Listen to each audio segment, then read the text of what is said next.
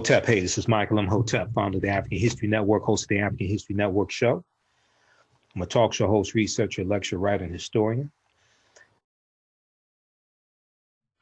So it is Thursday, January 9th, 2020, and we are live. And I wanted to deal with this topic. I ran out of time on my Sunday night show, the January 5th, 2020 edition of the African History Network show on 9:10 a.m. Superstation WFDF, when we broadcast here on Facebook Live also. I touched on this topic a little bit, but there was more information that I had that did not get a chance to get to.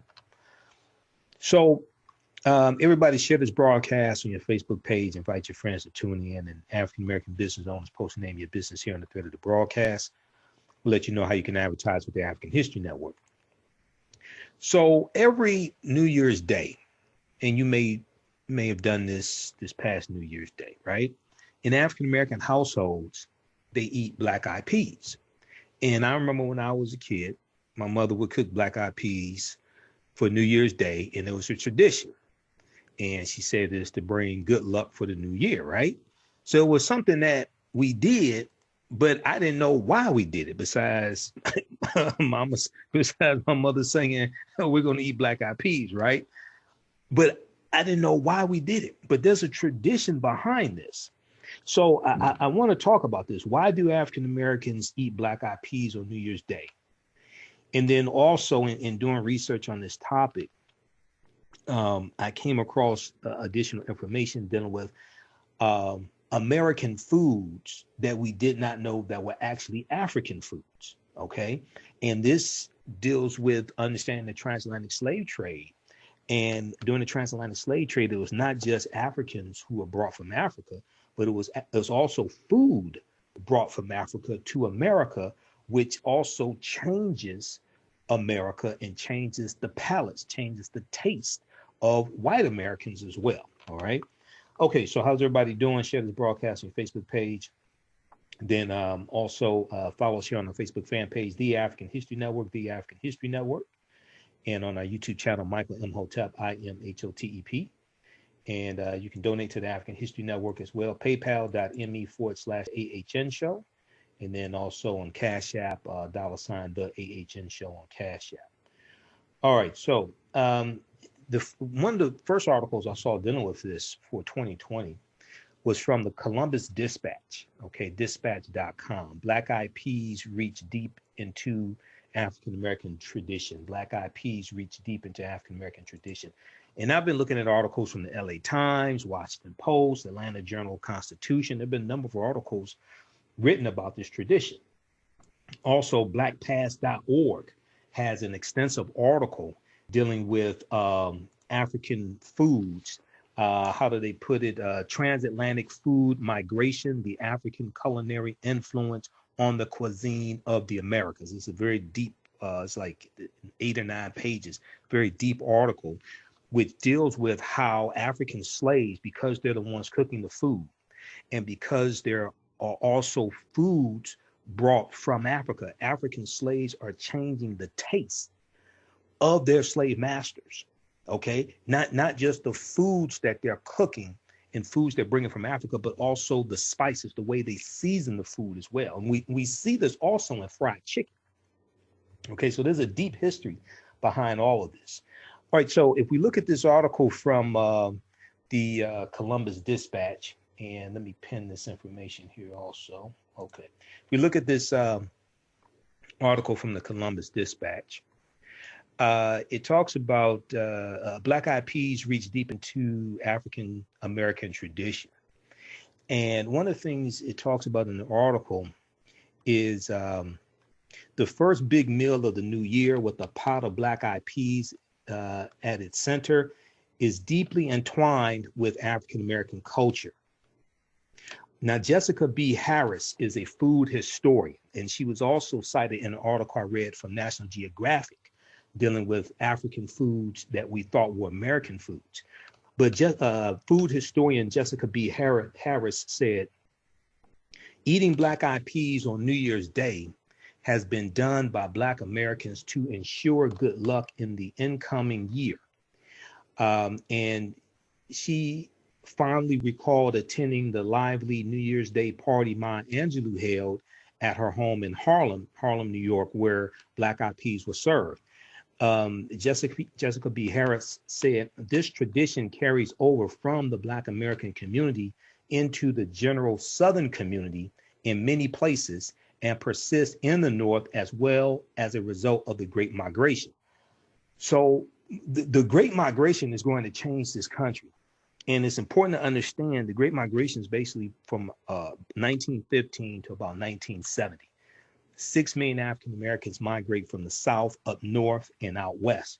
Prior to the Great Migration, basically 90% of African Americans lived in the South as a legacy of slavery, 246 years of slavery.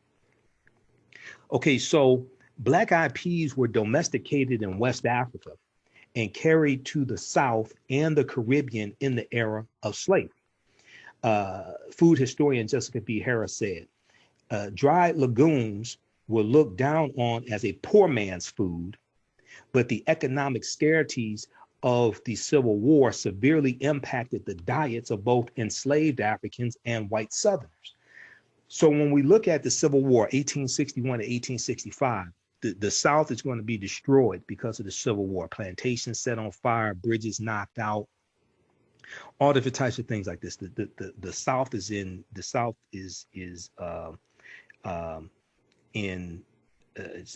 totally was largely destroyed, not totally destroyed, largely destroyed. This is why you need a reconstruction to reconstruct the South. But one thing that oftentimes is not focused on when we look at what's known as the Freedmen's Bureau, the Bureau of Freedmen, the U.S. Bureau of Freedmen, Refugees, and Abandoned Lands.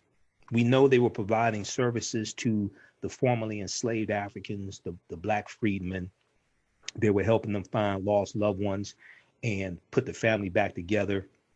They were helping them get married. They were helping them do things like they were helping them put money in banks, all different types of things like this.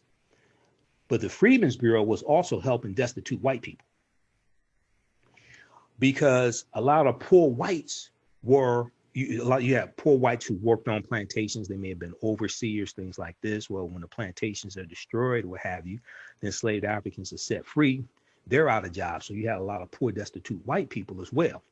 If you watch the original Roots, came out in 1977, Roots, Alex Haley's Roots. In the later episodes, after slavery ends, there was the fictitious white family of George. They called him White George because they had a George who was the son of Chicken George, and then the other George, they call him White George and his wife, and they were destitute. And he comes to George's house. These are the Black people are former slaves, and he's begging for food. And then while he's sitting there eating, he says, his wife was outside, she's pregnant. So the former slaves bring them in and feed them also, right? You had a lot of destitute white people that oftentimes are not talked about. So the Black Eyed Peas were domesticated in West Africa and carried to the South and the Caribbean in the era of slavery. Dried legumes were looked down on as poor man's food, but the economic scarcities of the Civil War severely impacted the diets of both enslaved Africans and white Southerners.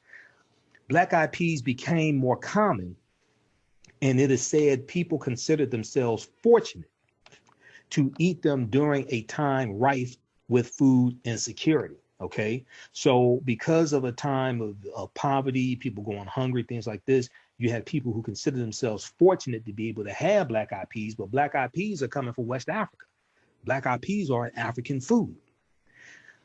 Though, so they talked about, previously in the article, they talked about Mashama Bailey.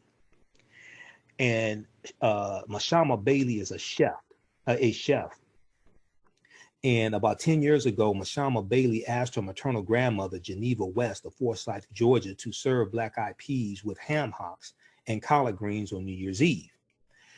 Mashama Bailey was returning to New York City where she lived and wanted to have that symbolic meal before she left that day. And her grandmother suggested her grandmother suggested her reluctance to serve the dish before New Year's Day, but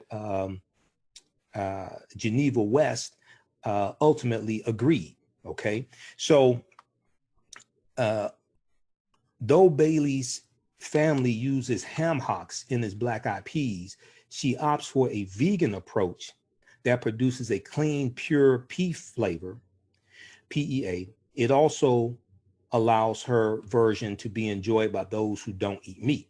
Okay, so I don't eat meat. So when I cook black eyed peas, I ain't have black eyed peas New Year's Day. I guess I need to have some, right?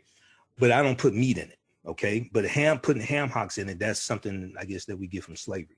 All right, some of us are vegans or vegetarians and don't mess with meat. So we see this tradition practiced by African Americans across the country, not just in the South, across the country on New Year's Day, and there are variations of it also. So Atlanta Journal-Constitution has an article because some people eat collard greens along with black eyed peas. Also, some people eat cornbread. Okay, and eating peas is eating round food. The different types of peas is associated with coins, which is money. Eating cornbread, corn is yellow, is associated with gold. Okay, so both of these deal with prosperity. So Atlanta Journal-Constitution has an article. This is why we eat black eyed peas on New Year's Day. This is why we eat black eyed peas on New Year's Day, from Stephanie Toone, Toone. This is from December 31st, 2019. And in this article, they talked to, they reference researcher John Egerton, who wrote the book Southern Food at Home, on the Road, in History. And the article says a few culinary experts have some clues how this tradition came to be, talking about eating black eyed peas and collard greens, okay, on New Year's Day. And we see this a lot in the South, and as Southerners migrate throughout the United States, they take this with them. And John Egerton said black eyed peas are associated with a, quote, mystical and mythical power to bring good luck, end quote. So when I look at different sources for this, black eyed peas are associated with prosperity and good luck. Now, according to a report by Southern Living, the black eyed peas have that lucky reputation reaching all the way back to 500 AD as a part of the Jewish holiday of Rosh Hashanah, which is the Jewish New Year. Now, in an article from USA Today, Linda Palacio, Pelaccio, who is the host of a culinary radio show called A Taste of the Past, Linda Palacio said that peas and other lentils are associated with the holiday, okay, Rosh Hashanah. Eating them along with collards with their green color represent a financially prosperous new year. Okay, so eating lentils, whether you talk about black eyed peas, other types of lentils, along with collard greens that are green, are associated with a financially prosperous new year. If we look at the article from USA Today, let me pull this up. The article from USA Today that they cite is from December 31st, 2019. It's called Eating for Luck on New Year's: Why Foods from Grapes to Peas Promise Prosperity. Eating for Luck on New Year's: Why Foods from Grapes to Peas Promise Prosperity. Okay, and we'll post I'll post the links to these articles here in the thread of the broadcast when we're done.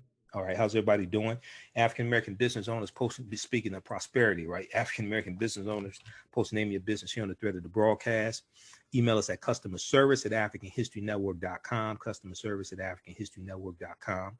We'll let you know you can advertise with the African History Network. Then also you can donate to the African History Network. That helps us keep doing the research, stay on the air, broadcast our Sunday night show, pay the bills, etc. $ the AHN show through Cash App, or paypal.me/the AHN show through PayPal, or at our website AfricanHistoryNetwork.com. Click on the yellow donate button. All right, let's continue here. Okay. All right, so when we look at this article here from USA Today, let me flip back over to it. Okay, eating for luck on New Year's, why foods from grapes to peas promise prosperity.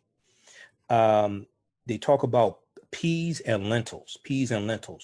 Round foods resemble coins and money. Okay, Linda Palacio says, eat these symbolic foods, many believe, for a financially successful new year. On the contrary, don't eat the round foods and you could have a year of bad luck, okay? If you eat peas with greens and cornbread, then that's even more auspicious. What with green being the color of money and cornbread calling to mind gold. Black-eyed peas are served with rice in the traditional Southern U.S. dish called Hoppin' John, Hoppin', Hoppin' John, John. So I was looking at articles from Washington Post, things like this. So I keep seeing this dish, Hoppin' John. Now, I didn't know about Hoppin' John. You know, my parents are from the South, but I ain't never ate chitlins. And my mother ate chitlins because she did that out in Tennessee. I had never eaten a chitlin. I have not eaten a chitlin to save my life. But anyway, so black-eyed peas are served with rice in the traditional Southern U.S. dish called Hoppin' John for New Year's Eve. Or the peas can be part of a soup. In Italy, lentils mixed with pork for a lucky dish. So there's also a tradition of eating 12 grapes. Okay, now I didn't know about this. And this is practiced among the Hispanic community, all right? As the tradition goes, believers eat 12 grapes at midnight, one grape for each month of the year. According to one story, the ritual started in Spain around the year 1900, when a grape grower had a bumper crop, okay, said Linda Palacio, and was creative about giving away the surplus. But that history is fuzzy at best, she says. Regardless, stuffing a dozen grapes into one's mouth is a tradition that has spread to citizens of many Latin American countries. Okay, people annually eat the grapes, quote, as fast as physically possible without puking, end quote. All right, so I had never heard of that tradition, but in researching this, there are traditions that different people have, different cultures have in different countries for New Year's Eve, New Year's Day, to bring prosperity and good luck in the new year. And there's also tradition about pork, tradition about noodles, things like that as well. So there's a lot. Check out this article here from, there's a lot more to it. Check out this article from USA Today. Eating for luck on New Year's, why foods from grapes to peas promise prosperity. We'll post this link here on the thread of the broadcast here. We got Kenya, Donita. How you doing, Donita? Maurice. There's a few of the people watching. Everybody share this broadcast on your Facebook page. Invite your friends to tune in also. Share this on your social media platforms as well, YouTube, etc. We've got, okay, Donita, Maurice, Portia, Jeffrey, Charlotte. Who else? Gata, Dennis, just a few of the people watching. All right, let's continue here. So, okay, that's the USA Today article. Now, black-eyed peas in the South, we go back to the Atlanta Journal-Constitution article, right? Black-eyed peas in the South, though its roots do not stem from the South, eating black-eyed peas in particular dishes has become a Southern tradition, Linda Palacio said. Black-eyed peas are served with rice in the traditional Southern U.S. dish called Hoppin' John. This is another reference to Hoppin' John for New Year's Eve. Or the peas can be part of a soup. In Italy, lentils mixed with pork for a lucky dish. That tradition of eating the peas with rice is of African origin. That tradition of eating the peas with rice is of African origin. and it became popular in the South later, especially in the Carolinas, because we know a lot of Africans were taking it to the Carolinas. Now, other black eyed peas combinations. Black eyed peas with cornbread represents gold, according to Southern Living. Stew your black eyed peas with tomatoes, and they become a symbol of wealth and health. One unusual but common New Year's Day black eyed peas tradition involves putting actual money in the dish. Now, I never heard of that before. You know, I learned some things. I learned some things doing research. Now, I knew about different foods. I knew about some foods that were actually African foods that became American, but I learned some things in doing research on this also. Some people add, so one unusual but common New Year's Day black eyed peas tradition involves putting actual money in the dish. Some people add to their luck by cooking their pot of peas with a penny or dime inside. Whoever gets the bowl with the coin in it, according to legend, has the best luck for the new year. I hope they don't swallow the dime or the penny, because they're going to have to go. They're going to go to the hospital or something like that, you know. So it's not going to be too lucky if they swallow the dime or the penny. All right. But check out this article from the Atlanta Journal-Constitution. This is why we eat black eyed peas on New Year's Day, by Stephanie Toone, Toone. All right. Now, there was a really good article from National Geographic. And this deals with African foods you thought were American, Okay. And let me see. I want to make sure I'm not skipping over some other articles. Oh, LA Times had a good article for many black families. New Year's greens and black eyed peas fill the belly and soul. This is from January 1st, 2020, from LA Times. Let's see. Okay, and they talk about Hoppin' John again in this article as well. All right, so that's one there's a lot of anecdotes in that one. But this one from National Geographic is a really good historical article. 5 African foods you thought were American.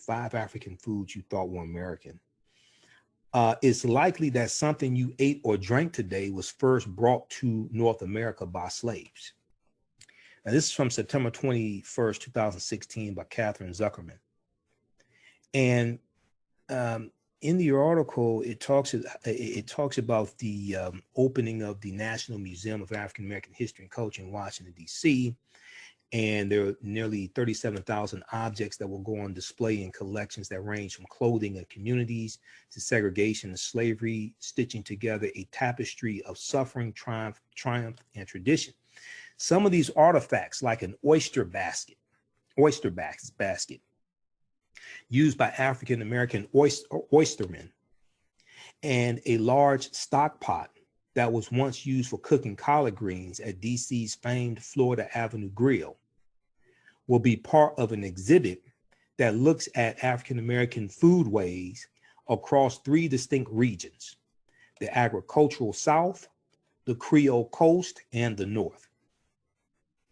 The museum's restaurant, Sweet Home Cafe, will focus on ingredients and dishes specific to these regions, plus one more region called the Western Range, with offerings like shrimp and grits, the Creole Coast, buttermilk fried chicken, agricultural South, oyster pan roast in the North, and son of a gun stew in the Western Range.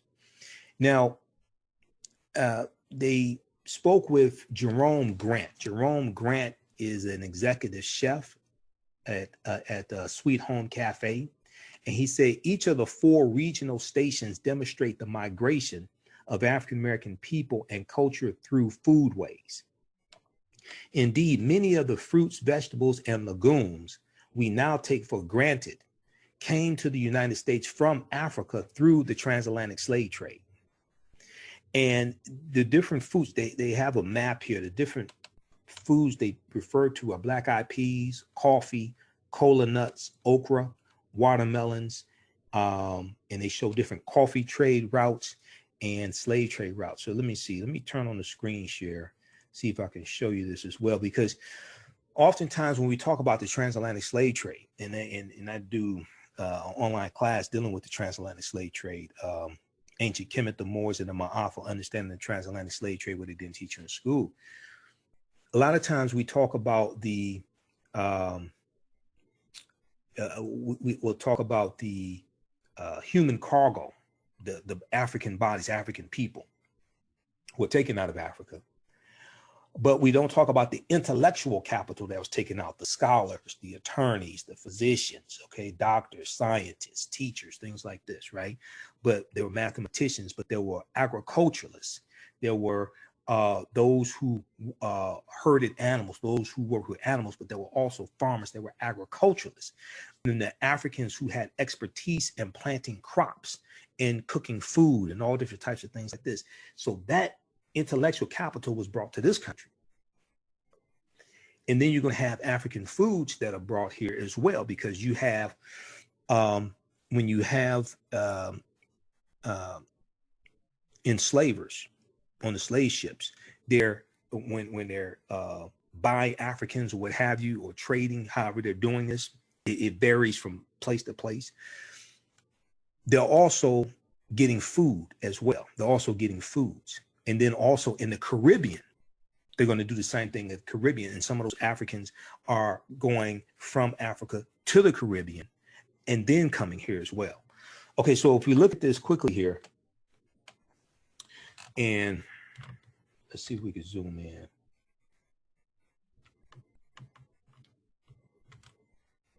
Okay, African food routes to North America.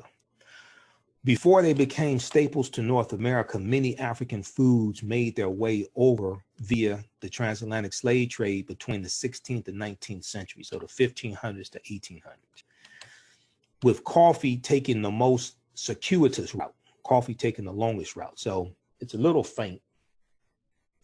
But we see Angola. Let me see if we see the pointer here. We see Angola, and we see them coming from Angola, because Africans didn't just come from West Africa. They're taking Africans from Angola, from Congo, different places like that. And they're coming to the US. About 20% of African Americans have ancestry that go back to Angola and the Congo. They're taking them from West Africa, Senegal, Ghana, Mali, Nigeria, Sierra Leone, things like this, right? So we look at the routes and we see them going into like the Caribbean. We see them going here on the East Coast, coming from these areas, coming from Senegal, Sierra Leone, coming from Guinea, coming from coming from Ghana.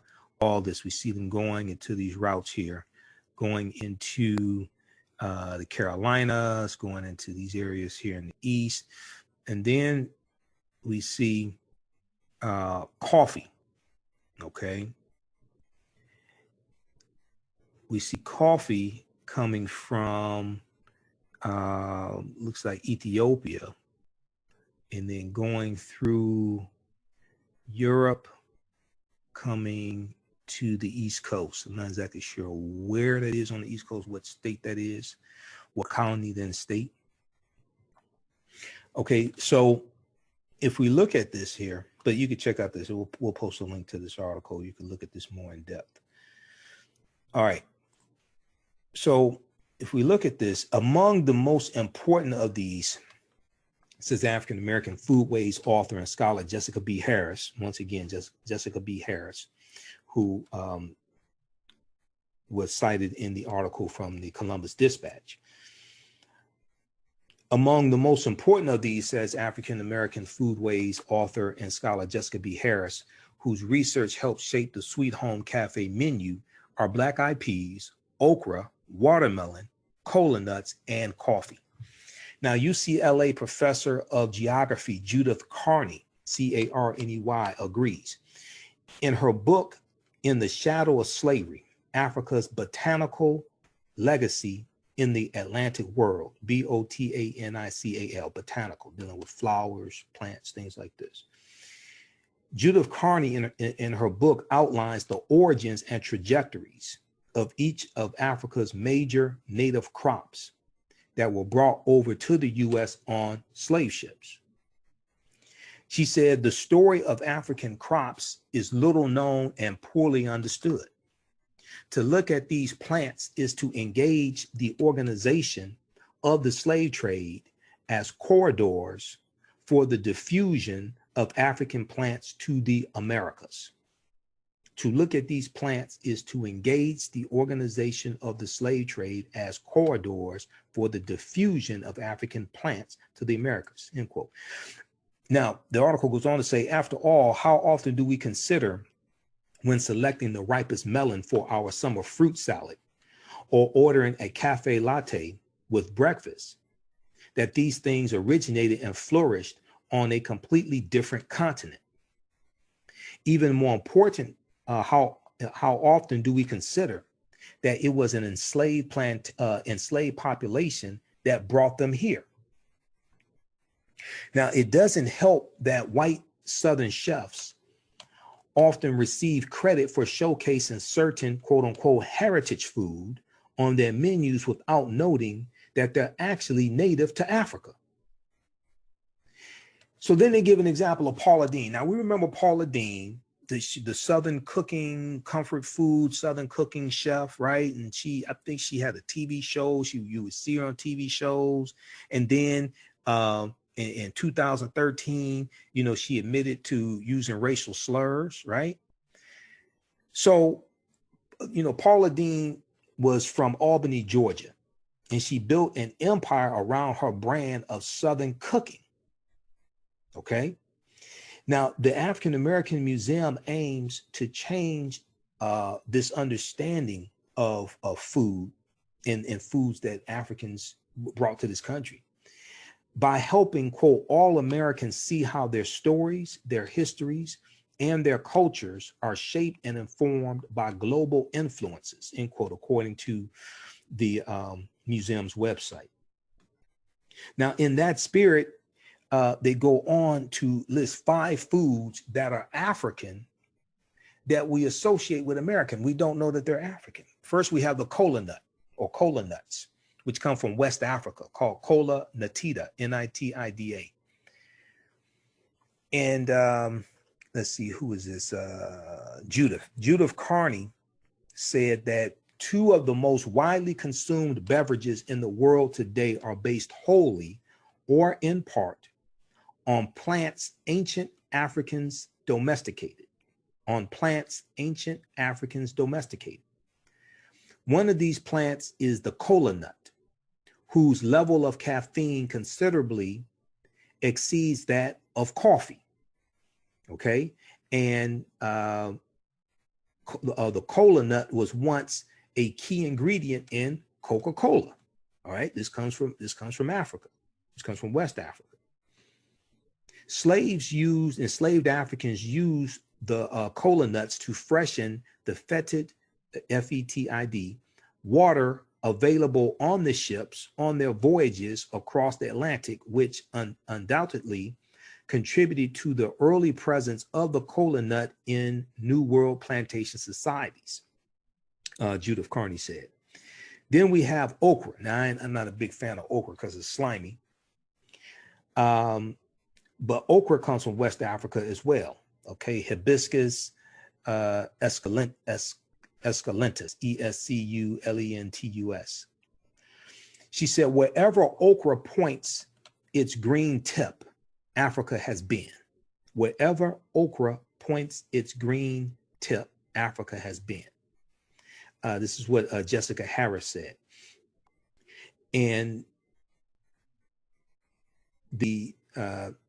she said, quote, in the South, where enslavement lasted longer and climate made Africans and their descendants most at home, it is revered and treated with respect. It's an ingredient in the Southern succotashes of many states and reigns supreme in many of the gumbos of New Orleans and Southern Louisiana.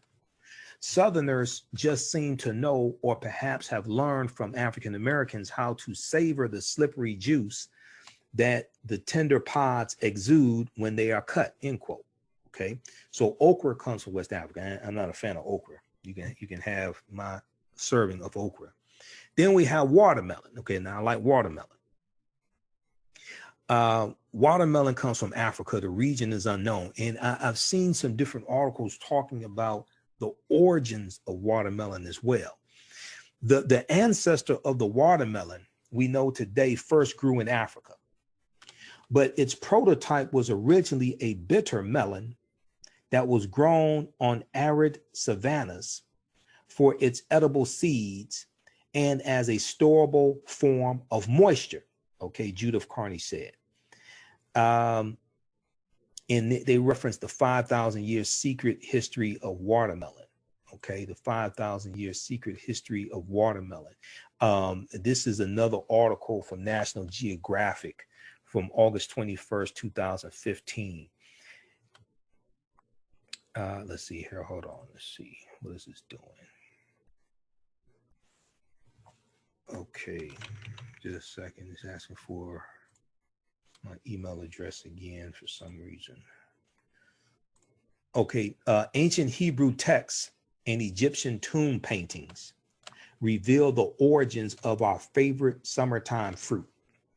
So when you start studying the history of foods like this, I mean, this history is deep. This takes you back hundreds of thousands of years.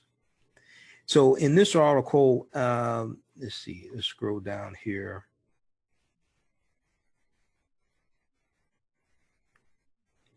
All right, so they talk about a pharaonic fruit, and they say people have been eating watermelons for millennia. We know this because archaeologists found watermelon seeds along with the remnants of other fruits at a 5,000-year-old settlement in Libya. Okay, so 5,000 years ago, Libya was black. All right, for people that don't know. Seeds as well as paintings of watermelons also have been discovered in Egyptian tombs built more than 4,000 years ago, including King Tut's. Okay, one tomb painting in particular stands out. The watermelon depicted in the image is not round like the wild fruit. Instead, it has the now familiar oblong shape, suggesting that it was a cultivated variety. A fair question to ask is why the Egyptians, or the Kemet, or the Kemites, or the Kemet, because Kemet, K-E-M-E-T, is one of the original names for what we call Egypt. Kemet meaning the land of the blacks. A fair question to ask is why the Egyptians began cultivating wild watermelons in the first place. The fruit was hard and unappetizing, tasting either bitter or bland. Yet somebody at some point said, hey, let's grow more of these. The answer is in the fruit's name, water. Unlike other fruits, watermelons could remain edible for weeks or even months if kept in a cool, shaded area. A National Geographic correspondent visiting Sudan in 1924 saw watermelons being collected and stored this way during the dry season, when they would be periodically pummeled to extract their water.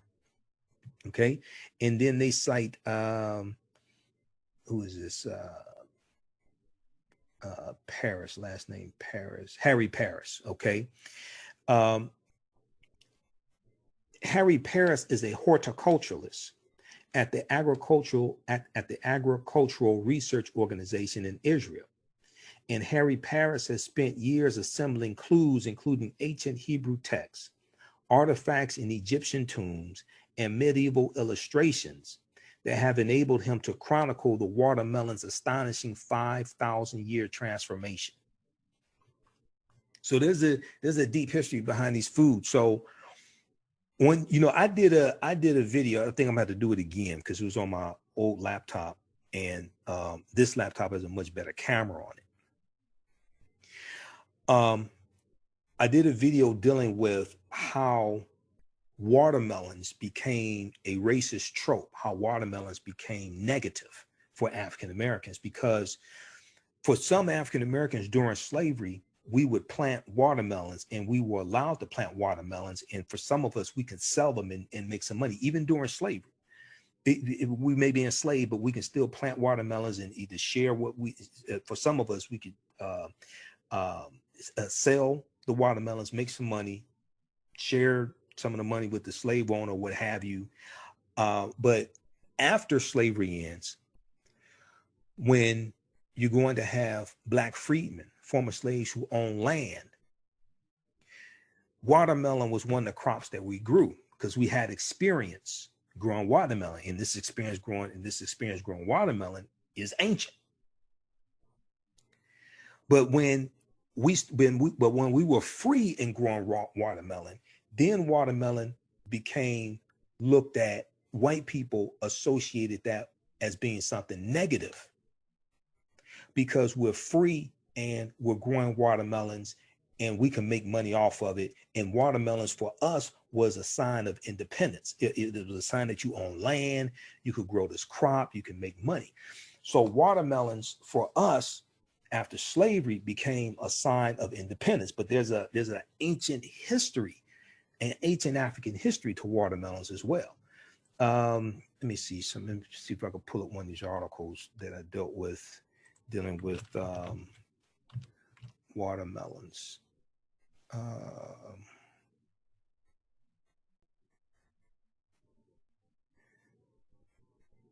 Yeah, the Atlantic.com has a good article, How Watermelons Became a Racist Trope. There's a number of articles I read dealing with this, but the Atlantic.com has one. How watermelons became a racist trope. Yeah, and so 1916, you have the singer Harry C. Brown. 1916, he records a song for Columbia Records called N-Word Love a Watermelon, Ha Ha Ha. That was the name of the song. Because what we're going to see is in the early 1900s, we're going to see these caricatures of African Americans eating watermelon and it being something negative. We also see this depicted in the 1915 movie, The Birth of a Nation by D.W. Griffith, which all the negative racist stereotypes of African Americans were depicted in this movie, and they showed them eating watermelon, things like this, right? So there's a whole history of how this 5,000-year-old African fruit that African people had been eating for 5,000 years, how this gets transformed into something negative and racist and part of minstrel shows, things like this, right? But Harry C. Brown writes, he sings this song and it's a big hit. 1916. This is during the beginning of the Great Migration. This is during World War I. And the song is on YouTube. You just Google N-Word Love a Watermelon, Ha Ha Ha. You can listen to the song. The song took the tune from a old folk song called Turkey in the Straw. Turkey in the Straw, I think it was called. And that tune from Turkey in the Straw and Harry C. Brown's song is a popular song that's still played on ice cream trucks today. There was a article from NPR.org. NPR.org had an article dealing with how the famous, what is this called? Okay. I talked about this on my show, man, back in like 2014 when this article came out. Recall that ice cream truck song, We Have Unpleasant News for You, okay? Recall that ice cream truck song, We Have Unpleasant News for You. So then it goes into this history of going from the minstrel shows in the late 1800s to the ice cream trucks in the early 1900s, from the minstrel shows to the ice cream parlors to the ice cream trucks, going into people's neighborhoods, playing music from a previous generation, right? And tapping into that nostalgia and playing music associated with minstrel shows. All right, there's a deep history behind all of this stuff. let me see. Let's pull this up on other computers, see if we can play this song here. So when you hear so when you hear this song on the ice cream truck, right? You know what's going on. Let's see here. Let's pull this up. But also if you go on YouTube, and because like in a couple of my lectures, I played some of this song. N-word level watermelon, ha ha ha. And you have to understand this stuff was commonplace, like early 1900s, things like this. Now we do it to ourselves, and we get Grammy awards for doing that. You know, imagine that. We get NAACP awards, and get the N-word all in our music. But we used to fight against stuff like this. We used to have enough sense to protest against things like this. Now we become complicit in our own dehumanization. Let me see something here. They said, okay.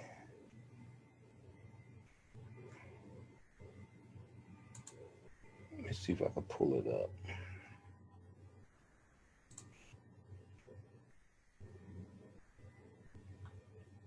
Now this is Turkey in the Straw. I just want you to hear the melody.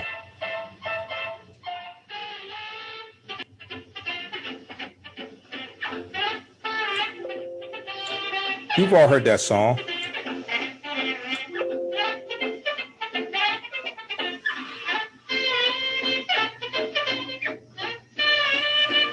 So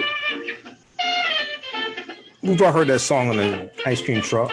So that's the 1942 version of Turkey in the Straw.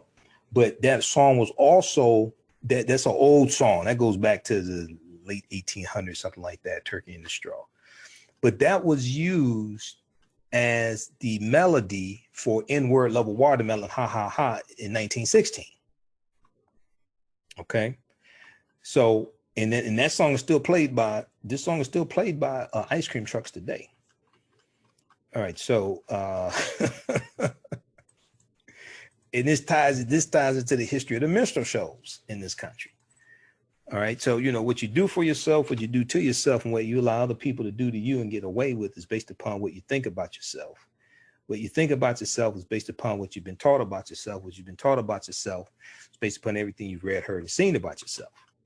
All right. So when you start studying this history, you start studying the history of the minstrel shows going back to slavery, going back to 1828, about 1828, 1829, T.D. Rice, Thomas Dartmouth Rice creating the Jim Crow character.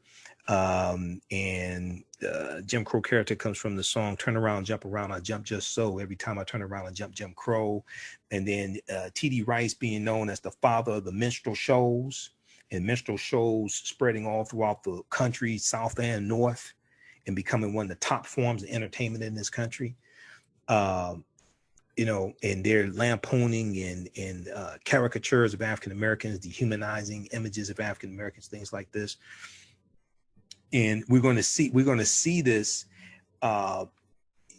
We see this come to radio when we have Freeman Gosden and Charles Correll in the 1920s create the characters of Amos and Andy, which became like the most popular radio show of its time, Amos and Andy. These were two white men who oftentimes would perform on the radio in blackface because they would take pictures, put them in newspapers, put them in magazines, things like this. I'm an old radio show buff, so I study like the history of old radio shows, things like this.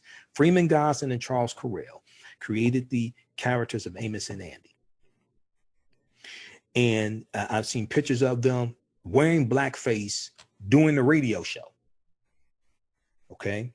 And then when in 1950s, when the radio show came to television, then they couldn't have white men in blackface. So they got African Americans to portray Amos and Andy and Sapphire and Kingfish, things like this, right? And the NAACP rightfully protested against it. You know, I think it only stayed on there a couple of seasons or something like that. They rightfully protested against it. Today, they give image awards to the TV show Empire. We used to protest against TV shows like Empire, okay? Because the Empire to me is like Amos and Andy. It's even worse, to tell you the truth. But the NAACP used to protest against stuff like that. The NAACP led protests against the movie The Birth of a Nation in 1915. Okay. William Monroe Trotter, when it came to Boston, he led protests. There's a documentary called Birth of a Movement on PBS, Independent Lands.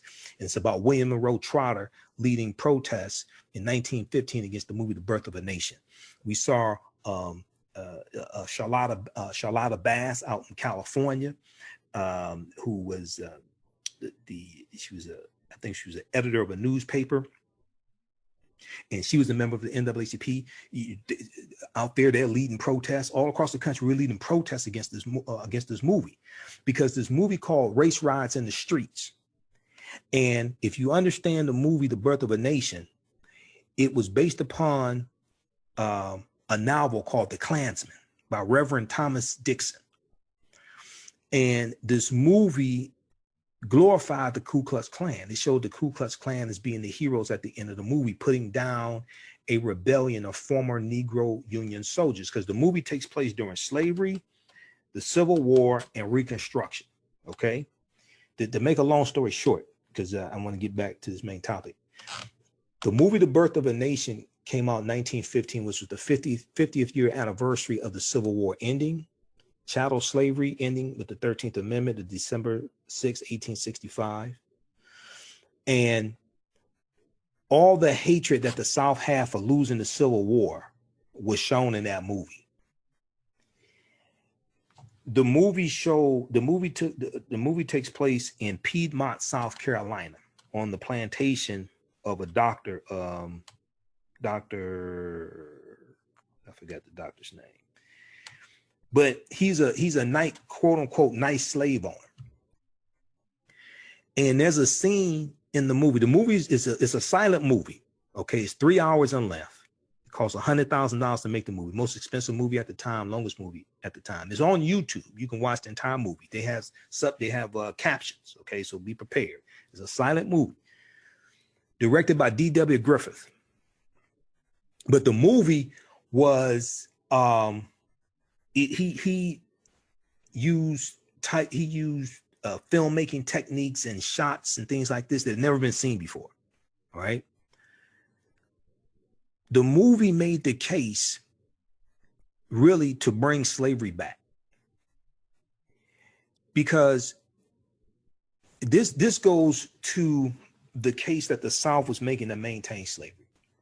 The South was saying that slavery was a system that benefited everybody. They made the case that enslaved Africans were too ignorant to take care of themselves. If you had a benevolent or nice slave master, then the enslaved Africans would become almost part of the family, and he would take care of them and provide food and clothing and shelter for them. Okay. There's a scene where they show the slaves on the plantation singing and dancing and entertaining the doctor and his family. They're sitting on the doctor and his family sitting on the porch, and the little slave children and enslaved Africans are dancing and singing, entertaining them, right? This is the case that the South was making. The South was making that the case that the system of slavery had a system of checks and balances. If you turn the Africans free, they will not be able to take care of themselves. They're going to be wild. And you're going to have black men trying to rape white women. That's depicted in the film. Okay. Now, most of the characters who were supposed to be African Americans in the movie were white people in blackface. And there's a scene where they have quote unquote the big black brute trying to rape a white virgin. This movie calls Race Riots in the Streets. This movie rejuvenated the Ku Klux Klan in this country, because if you know anything about the Ku Klux Klan had largely died out by 1815. The Klan was severely hurt by the 1871 Ku Klux Klan Act of 1871. But by 1915, this is 50. So the Klan is founded December 24th, 1865 in Pulaski, Tennessee. Okay, it's founded about a week after the 13th Amendment is ratified, December 18th, 1865. So the Klan is large. They still exist, but they're weak. They've largely died out by 1915. A lot of the early Klan members are dead. This movie rejuvenated the Ku Klux Klan. And the Klan becomes very powerful again in the 1920s.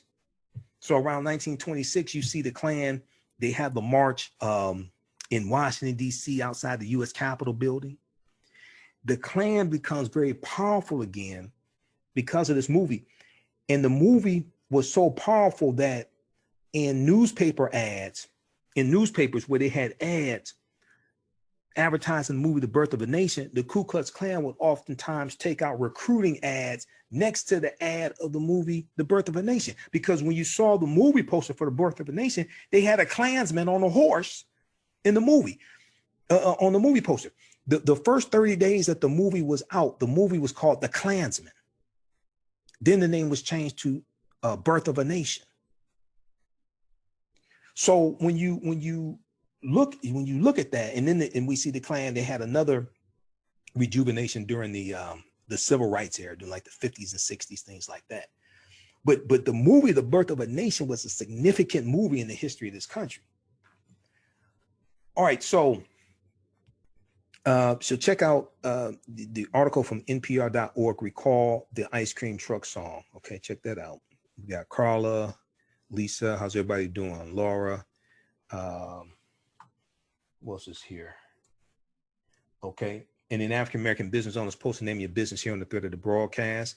Our current promotion, buy 1 month, get 2 months free. Buy 1 month, get 2 months free. We can get you up and running today. Email us at customerservice@africanhistorynetwork.com. Customer service at africanhistorynetwork.com. Okay. We promote your business through our Facebook Live broadcast, also through the audio podcast of the broadcast throughout the week. We're on 8 different audio podcast platforms like Stitcher and Castbox, Acast, FM Player, TuneIn. I just recently uploaded some podcasts. We'll be uploading some more the next few days.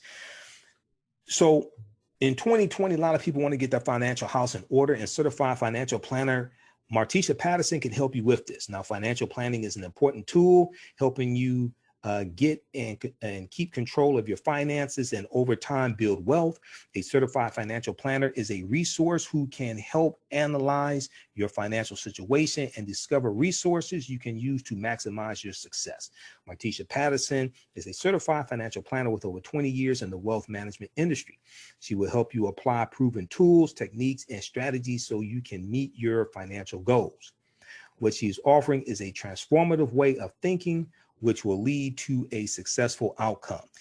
Contact her today for a free consultation. Visit her website, pattersonplans17.com, pattersonplans17.com, or give her a call, 646-552-4384, 646-552-4384. You can also email her at pattersonplans17@gmail.com. Now, for African-American authors, e-commerce store owners, those that sell African garb, jewelry, books, all different types of things like this, contact the African History Network. We can help you market your business and products to African Americans all across the country. Author Teresa Roseman is the author of the book She Remembered Her Path. She Remembered Her Path is available right now on eBay, Barnes & Noble, and Amazon. And it's also can be found on Amazon Kindle. She Remembered Her Path is a book.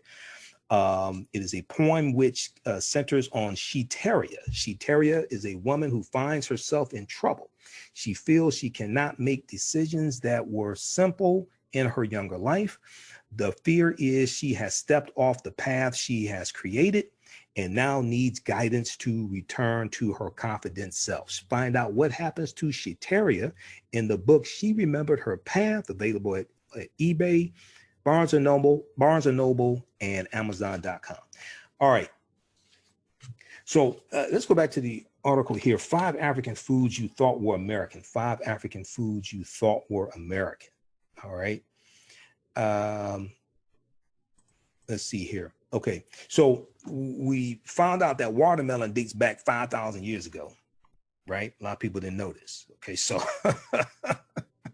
there's a reason why African Americans like watermelon. okay, is an ancient African food. Okay, let me post this article right here.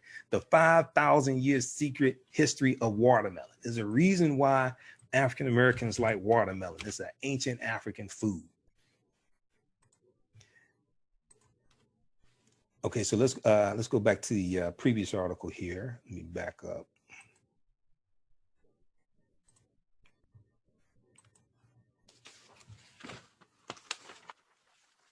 All right, so we've talked about cola nuts, we talked about okra, and then a watermelon also.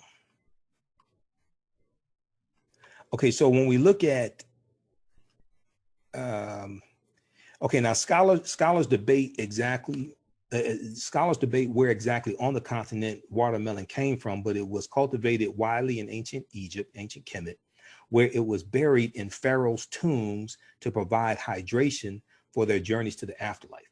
So when we look at black-eyed peas, also known as cowpeas, C-O-W-P-E-A-S, we find cowpeas coming from Central and Southern Africa. Now, black-eyed peas, cowpeas are high in protein with leaves that are rich in minerals. Black-eyed peas grow quickly, suppress weeds, and improve yields of other crops. The legumes were used as a provision on slave ships and later also used to feed livestock in the U.S., hence the alternate name cowpea, C-O-W-P-E-A, cowpea. Black-eyed or cowpeas. Black-eyed peas are associated now with New Year's Day in the American South and are a key ingredient in Hoppin' John, a dish made with greens and pork that symbolizes good luck. So I read a number of articles that talked about this Hoppin' John because I had never heard of Hoppin' John before now. I haven't had meat going on like 12 years. Let's see, been veteran since 2005, 2015 years. Okay.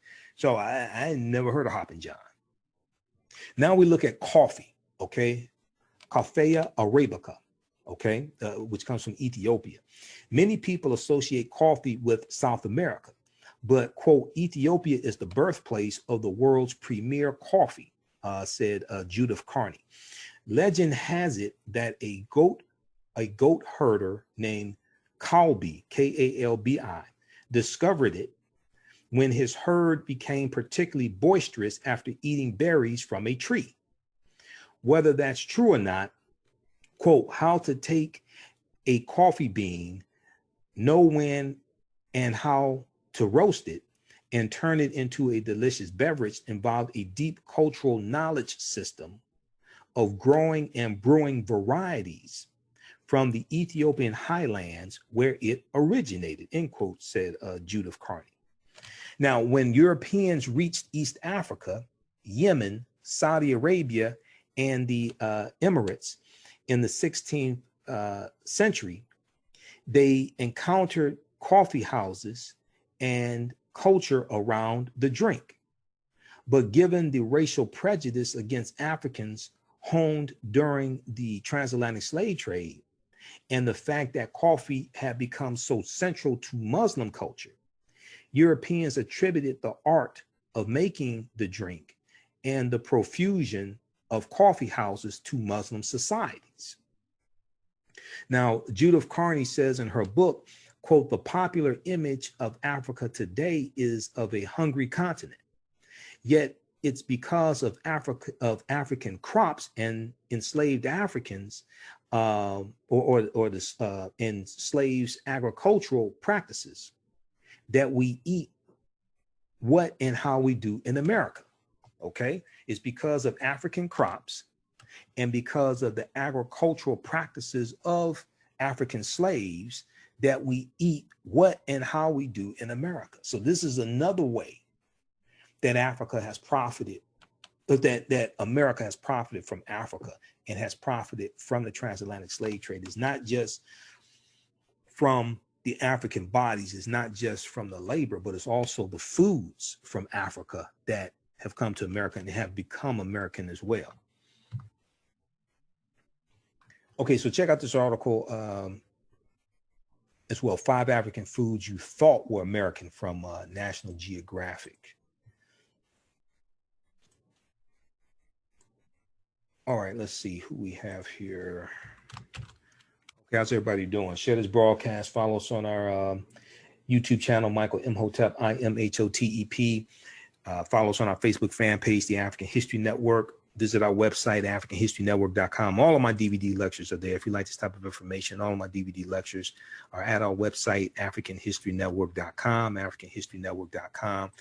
Our latest bundle pack is the Black Migration 1619 to 2019 six-lecture bundle pack. We have it in digital download format and DVD format as well. So this on sale $45 and $50. So we just posted that link. Check that out also. And all of my, I have about 45 of my lectures at our website, AfricanHistoryNetwork.com. Okay. Listen to the African History Network show every Sunday, 9 p.m. to 11 p.m. Eastern Standard Time on 9:10 a.m. the Superstation WFDF. Don't I have a voice for radio? That's what everybody tells me, right? So so this year I'm celebrating my 10th year in radio. And see, March 10th, 2020 will be 10 years of doing the African History Network show. And April of 2020 will be 4 years of doing the African History Network show on 9:10 a.m. the Superstation WFDF in Detroit. If you like this type of information, you can also donate to the African History Network, paypal.me/the AHN show. And also through Cash App, $ the AHN show through Cash App. We posted a link here. And at our website, AfricanHistoryNetwork.com, click on the yellow donate button as well. Okay. All right. So all of our shows are podcasted. Let's see, our January 5th, 2020 show is in audio podcast format also. So when you go to AfricanHistoryNetwork.com, click on the link, listen to podcasts. We're on 8 different podcast platforms, wherever you get your podcast from, whether it's Castbox, iTunes, Stitcher, FM player, TuneIn, radio. Just search for the African History Network show, the African History Network show. And when you go to Blog Talk, if you go to our website, click on the link, listen to podcasts, it takes you to our Blog Talk Radio page, blogtalkradio.com/the African History Network show. We have about 1,000 audio podcasts there going back to 2010. Okay, so I've been doing this for a minute. All right, let's see. Let's look at some more of your comments here before we get out of here. Let's see. We got Audrey. Okay, how you doing, Audrey? Thanks for the enlightenment. We've got Laura. Okay, so it's very educational and enlightening. All right, good. This is a lot of work. Okay, we got Carla, Lisa, Nathaniel. And I'm going to have to do a separate broadcast really dealing with the history of watermelon. Okay, dealing with the history of watermelon and how watermelon became negative, how watermelon became a racist trope for African Americans. This is a deep history because we grew watermelons on our own land that we owned after slavery and became a sense of independence for us as well. Okay, but that's another presentation. All right, and okay, Sherwin. Let's see here. All right. Okay. So yeah, listen to the African History Network show every Sunday, 9 p.m. to 11 p.m. Eastern Standard Time.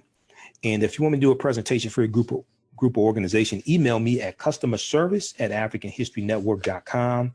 Customerservice@AfricanHistoryNetwork.com. Okay, whether it's for Dr. King Day, whether it's for February African American History Month, we know that's coming up. Email me at customerservice@AfricanHistoryNetwork.com, and we can make that happen. All right. Now, in 2020, a lot of people want to get their credit straight, and Triple R Credit Services and Chandra Middleton can help you with this.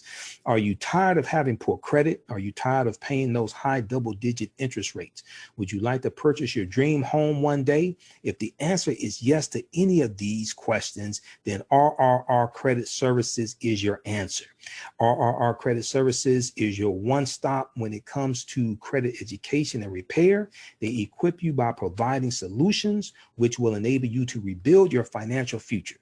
The affordable cost to become a new client is just $30 for the first month. Take the first step by giving them a call at 1-800-607-1989. 1-800-607-1989 for a free credit consultation. Don't delay and begin your RRR score program today. You can also visit their website, rrrcreditservices.com, and it'll be either Chandra Net or one of her staff that will help you with this. And let them know you found out about this from the African History Network. All right, guys, look, hey, we have to get out of here. Remember at the African History Network, we focus on educating, empowering, and inspiring people of African descent throughout the diaspora and around the world, because right now it's corrects wrong behavior. What you do for yourself, what you do to yourself, and what you allow other people to do to you and get away with is based upon what you think about yourself. What you think about yourself is based upon what you have been taught about yourself. Remember, right now it's corrects wrong behavior. It's not over till we win. Wakanda forever. We'll talk to you next time.